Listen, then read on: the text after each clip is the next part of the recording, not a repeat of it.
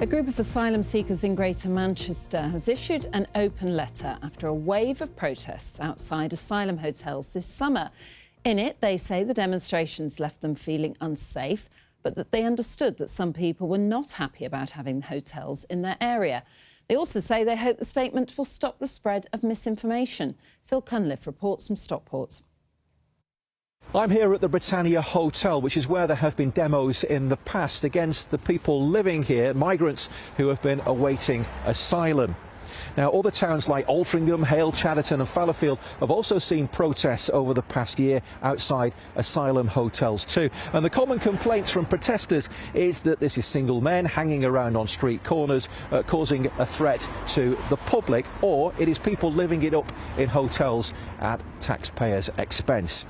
Well, in reply to some of those complaints, a letter has been written via the Greater Manchester Immigration Aid Unit. He also busts a few myths along the way, and the top line is that these protests are causing asylum seekers to feel unsafe.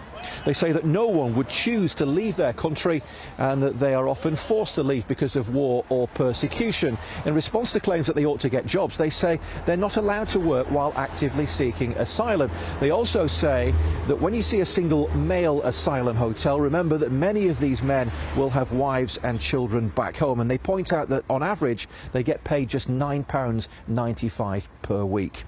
As regards life in the hotels, they say you may think it's a life of luxury, you may think that it's like a holiday, but living inside them for a long time is very hard. It feels like you're on your own, confined, separate from what's going on outside. The group also claims that big profits are being made from them being in hotels, and that was a point that was directly addressed by Andy Burnham, the Mayor of Greater Manchester, when he took the hot seat on BBC Radio Manchester earlier on today.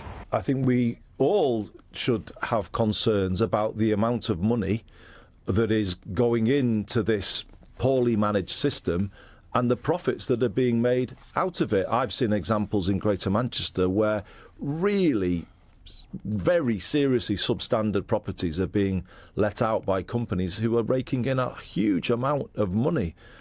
The letter rounds off with a call for more tolerance from the British public, and it ends with the words, "We don't want to be seen as strangers, but as neighbours." Phil Cunliffe, BBC North West Tonight, Stockport.